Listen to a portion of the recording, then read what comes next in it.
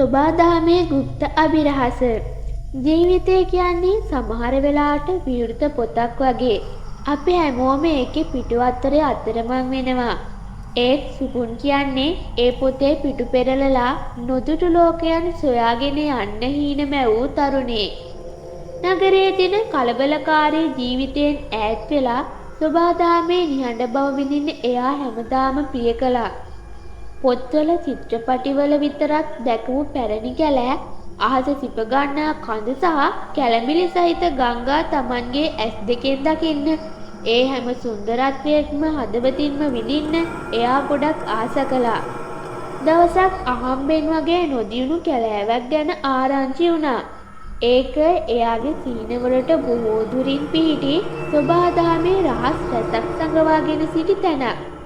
ලොකු සූදානමක් නැතුව හුදෙක්ම සොබාදහමට ලංවීමේ ආශාවෙන් පොඩි බෑග් එකකුත් අරගෙන සුපුන්නේ ගමනට පිටත් වුණා.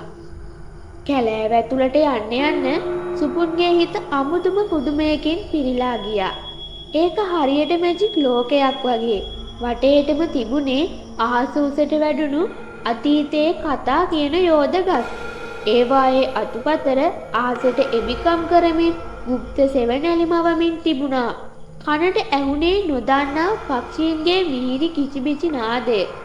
ඒක හරියට සොබාදහම විසින් වාදනය කරන සංගීතයක් වගේ.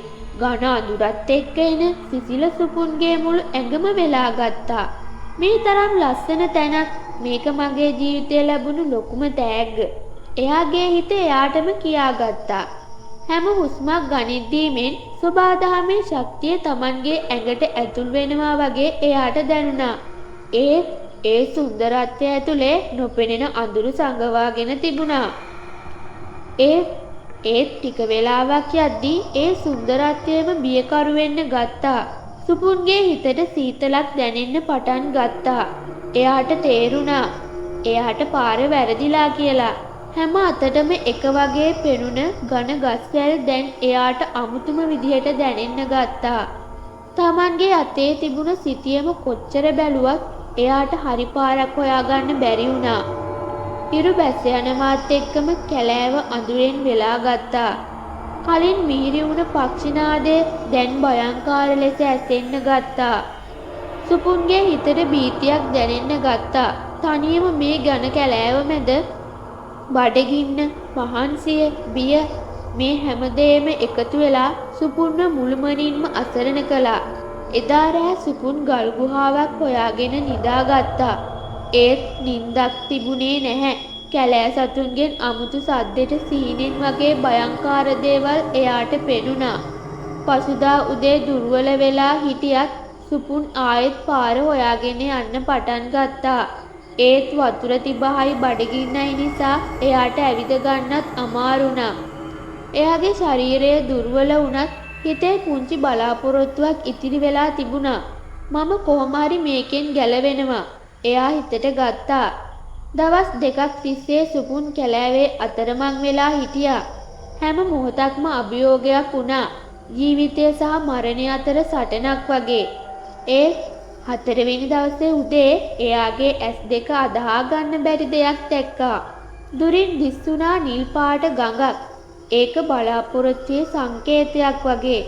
සුපුන් දුවගෙන ගිහින් ඒ ජීවනීය ජලයෙන් පිපාසය සංසිඳුවා ගත්තා. ඒ වතුර බිව්වට පස්සේ එයාගේ ඇඟට අමුතුම ශක්තියක් ආවා වගේ දැනුණා.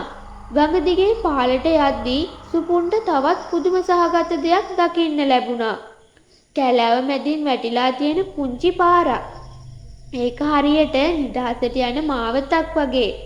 ඒ පාර දිගේ ටික දුරක් යද්දී මිනිසුන්ගේ හඬවල් එයාට ඇහුණා. ආලෝකයේ දිස්සුණා. ඔව් එයා ගැලවුණා.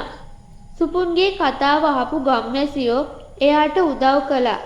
කෑම බීම දීලා එයාගේ තුවාල සුවපත් කරලා ගෙදරට යන්න වාහනයක් හොයලා දුන්නා.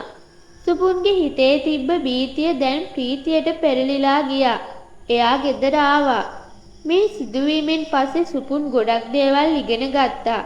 සොබාදහමේ සුන්දරත්වය වගේම බියකරු බවත් එයාට තේරුණා. කොච්චර ලස්සන වුණත් නොදන්නා තැනකට යනකොට හොඳට සූදානම් වෙන්න ඕන කියලා එයාට වැටහුණා. ඒ වගේම ජීවිතයට මූණ දෙන්න ශක්තිය කොයිතරම් වැදගත්ද කියලත් එයා තේරුම් ගත්තා. සුපුන් ආයෙත් සංචාරය කරන්න ගියා. ඒත් මේ පාර එයා ගොඩක් කල්පනාවෙන් සූදානම් වෙලා සොබාදහමට ගරු කරමින් තමයි ගියේ. මොකද සොබාදහමේ තියෙන අභිරහස් අපිට ජීවිතයට ගොඩක් පාඩම් උගන්වනවා.